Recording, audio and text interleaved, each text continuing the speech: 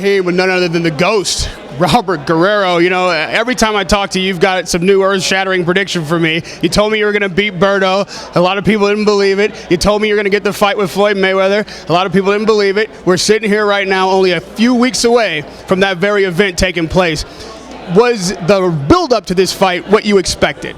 Oh yeah, the build-up. I expected this. The media blitz is just crazy, but it's stuff you get ready for. It's throughout my career, doing all the interviews, doing the radio shows, doing news stations and all that stuff. It preps you out for this, and everything I had to go through out of the ring, with my wife, it makes you a mentally stronger person. So, it's one of those things where you're prepped and ready to go.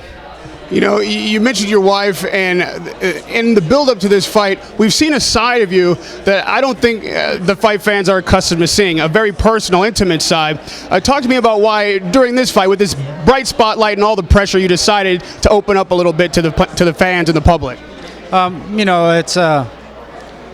You want people to see the real side of you, not just the boxing side, and you want to get out there and show them, you could do things the right way. You want to be inspirational to people. You want to go out there and be able to touch people's lives and, use every opportunity that you can. And, this is a huge opportunity to do that to millions of viewers around the world. So, going out there to inspire people is one of my biggest goals. And, hopefully that I'm doing a good job at it. Robert, other than maybe a Pacquiao fight, I haven't ever seen a fighter come into the gym and engage in a blessing like that, a public prayer, something so forward or public about your faith. Again, that's something new as well. Talk to me about why it's important for you to involve everyone in that aspect of your life.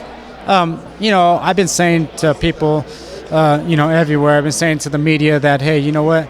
God's blessed me to be in this position. And, all the glory is going to God because he really has blessed me with, throughout my life, with my wife battling cancer and beating it. That's a huge blessing. The blessing of my family, blessing the position that I'm in, being able to jump up 2 weight classes and shock people like, wow, how did he do it? It's all through the glory of God. And, like I said, I have the opportunity to inspire people around the world, and I'm under the microscope right now, and it's time to show them why I'm so successful, and the reason is because of my Lord and Savior Jesus Christ. Now, when you make a pronouncement like that, along with that, comes scrutiny and criticism. This is also the first time we've ever really seen you in any trouble. Explain to those who don't have a full understanding of what happened with the gun charge, why it is that you feel the need to carry a gun. Do you feel like that at all conflicts with your faith or the kind of image you're putting forward now? No, not at all. I'm of outdoors man. I like to hunt and fish, and as far as I did all the proper things to that I was supposed to do, and as right now I'm just focused on my fight, and that's it. We've seen Floyd get under a lot of people's skin. The very first piece of press that came out was him in your face at some photo shoot. We can't expect that to stop. That's how Floyd promotes fights. What is it that you think you can do to make sure that he doesn't take you out of your headspace any more than has already been done with, the religion, the gun charge, the press, all of the fanfare, and now, Floyd's obviously going to be trying to take you out of your head game? Not letting them buckle me under the pressure. Stuff like this, media day, being under the microscope, all access, following you around. A lot of fighters buckle under the pressure, and, I'm a different fighter. I always put God first.